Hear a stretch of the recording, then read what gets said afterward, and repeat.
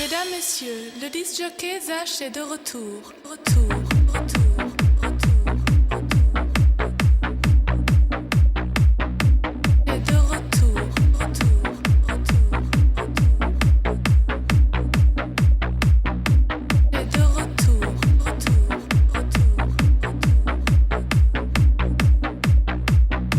est de retour, Greetings! Welcome to Nicholas' Fragrance Review. The first fragrance we're going to be reviewing today in this pilot series is one of my personal favourites, Victor & Rolf Spicebomb. This is a fantastic fragrance, so I picked the best for first. This will be part one in an ongoing series. I'll try and review possibly one or two fragrances a week, but certainly I want to start off with this one. This is an absolute smashing fragrance. Something that I'm always going to be doing with my fragrance reviews is I'll have my iPad here, and one of the websites that I like to follow for fragrance reviews and information on some of the best fragrances around is Fragrantica, so I highly recommend having a look at that site. And this is something that I'll use just to bounce off my own personal perspective of the different fragrances with those of the more professional fragrance culture, where they start to classify each fragrance and identify the notes in each fragrance. So sometimes my ideas and opinions will clash with those, but I think it's important to bounce it off with what these big websites say are the composition of a large number of these fragrances. So first off, Spicebomb is a relatively new fragrance. It came out in 2012, and that makes it a very new fragrance. Very popular when first released, and still very popular among the fragrance community. It certainly is I would classify it as a warm, spicy fragrance, and absolutely the cinnamon notes are detectable. But I think the thing that really sets this fragrance off is the tobacco note. I have not seen tobacco note done as well in a fragrance, with possibly the exception of Tobacco Vanille by Tom Ford. The Tom Ford fragrance and this one really are at the moment the two best fragrances that pull off this tobacco note in a vanilla, warm, sort of a very accessible way. I think before then a lot of the tobacco notes in fragrances were more masculine, more rough. These are much more soft presentations of that tobacco note. Comes in a fantastic bottle. It looks like a little hand grenade. The glass is very thick. The sprayer is one of the best that I've seen, so it gives it a nice big mist. And yeah, look, the presentation is top notch with this fragrance. I don't think you can ask for much more. This is the 100ml version here. I loved it so much that I went for the big one when I was coming through the airport. So this is classified mainly as a night fragrance, but look, I think this is perfect to wear to work during the day as well. In terms of the notes that are listed on the site that I follow through, they're saying, look, cinnamon, pepper, tobacco, leather, saffron, pimento, and a few other notes there are the predominant notes. So I'll tell you what I think are the big ones in this. So right off the bat, there's no doubt that there's a cinnamon and pimento note. You can really find that straight away. There's certainly a little bit of lemon, that lemon-limey sort of fruit note, but it's very, very faint. Certainly spice is the predominant smell that you're getting there, and cinnamon's leading that.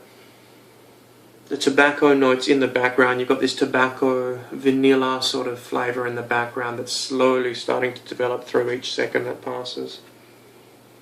The pepper note's very soft. There's certainly that bubblegum leathery note that's present in Paco Rabanne's 1 Million, for example. There's no doubt that it's, but to a much more restrained effect. A few seconds in, that tobacco note really opens up. This is the first thing that captures you about this scent, is that tobacco note. And one thing that I disagree with Fragrantica is that they don't find that vanilla note. I absolutely sense that tobacco vanilla sort of scent in the background there. It's a very soft, sweet scent, and I personally don't think the cinnamon overwhelms this scent. Some people have said, look, it's a cinnamony scent, or it's a clone of Paco Rabanne's 1 Million. I don't think that's the case at all. I think the tobacco notes, the pimento notes certainly set this one to its own. You know, pimento. When I hear that, I start to think of Givenchy's Iris Rouge. It's present in Spicebomb, but to a much more restrained degree. I really think that the pimento note in here is very well balanced. It's very soft. It's there if you go and seek for it, but for those who aren't familiar with the pimento note, certainly that you'll mainly pick up that cinnamon and tobacco note.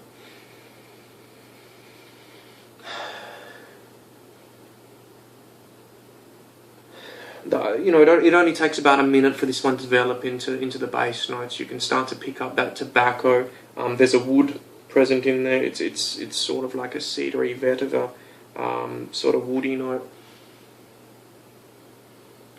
Even an airy fresh note.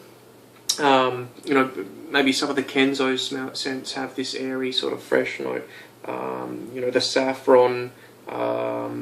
Some of the other, probably that's the saffron note, and then it starts to kick in, and bergamot's certainly present as the scent develops. No doubt the kicker is the vanilla, and the tobacco. The tobacco is what brings this scent forward. I think the other the other notes in this fragrance are really there to complement that tobacco note. It's called Spicebomb, but I think the spices in this fragrance are there just to capture that tobacco note and bring it through in the softest way that can be done. And it's a success. Not many fragrances manage to pull that off, and I don't think many have tried. There's certainly not too many that approach tobacco in a similar way to this. Sweet, yeah. Look, it is a sweet fragrance, no doubt about it. It's a sort of sweet, cinnamony, vanilla sort of sweetness. I think it's the cinnamon that adds that sweetness in there. But yeah, absolutely, it's a sweet fragrance. Look, this is one of my personal favourites. If I had to give it a rating, and I use a rating system here from F to A+, in a similar way to the school reports, look, I'd be giving this fragrance a solid A. The only thing that holds it back from being an A+ is perhaps the longevity could be a lot better. The silage is actually quite good, but that could be a little bit stronger. I wouldn't have anything bad to say if this fragrance was a little bit stronger and lasted a little bit longer. And certainly I think the tobacco note could be enhanced just a little bit. It's a fantastic note, the tobacco note in this. It really is nice. And maybe the addition of a little bit more vanilla to bring it through towards the end of the day would push this up to the A+ category. But no doubt this is a smashing fragrance. It would definitely rate a nice A, a nice solid A, if you were to give it a report. When to wear it? Look, you can wear this to bed, you can wear it to work.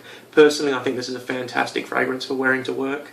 The tobacco note there gives it some maturity, but the spice makes it, it's like a warm companion to have with you all day. That spice note makes it very accessible.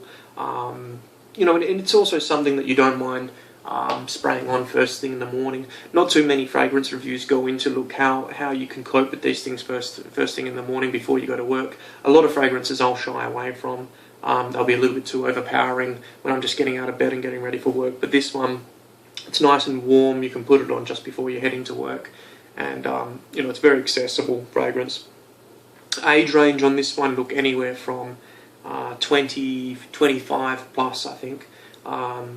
Probably maxing out around 40. I think 25 to 40 would be probably the most suitable age range for this fragrance. Not too much more information on the website from Viktor & Rolf. I usually go and I have a look at the websites of the fashion houses who make these fragrances.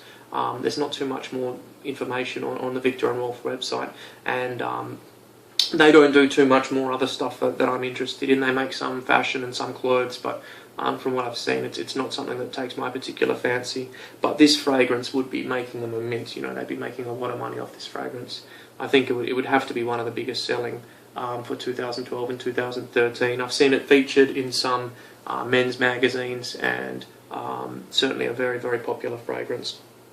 Look, as I said, this was probably one of my favourite fragrances out there at the moment. It's the one that I wanted to review first.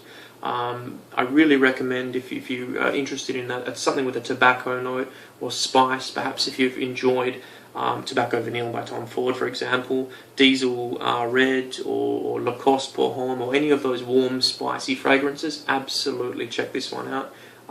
Very, very highly recommended. And this is a fantastic fragrance, very accessible, very, very now, very modern. Certainly 2010 onwards, you've seen more of the accessible, warm, bubblegummy sort of flavoured and bubblegum scented fragrances like Paco Rabanne's 1 Million. This is something which will capture their attention from those who buy it and those who do smell it on you. There's no doubt about it. This is a very, very modern fragrance and highly recommended. So thank you for watching. I hope you've enjoyed me talking about one of my favourite fragrances, and we'll get into some of the other fragrances in the collection shortly. Thank you.